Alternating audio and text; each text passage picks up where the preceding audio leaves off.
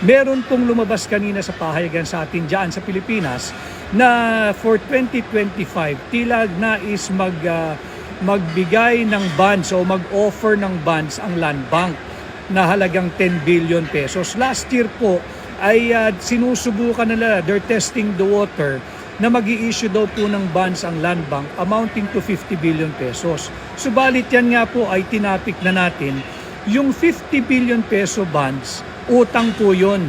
Ibig sabihin lang po nun, mangungutang sila sa publiko ng 50 billion. Bakit 50 billion? Kasi nga ho, ibabalik nila yung 50 billion na kinuha ng administrasyon ni Bongbong Marcos para ilagak diyan sa Maharlika Investment Fund na hindi naman ho talagang gumagana at kumikita ng pera para sa mamamayang Pilipino.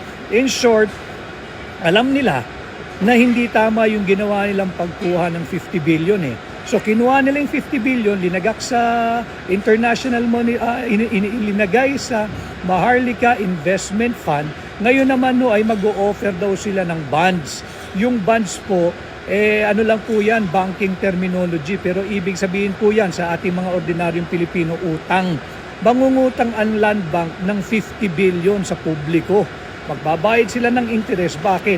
Para maibalik yung 50 billion pesos nilang kapitalisasyon na linagak nila diyan sa Maharlika Investment Fund. Malaking kalokohan.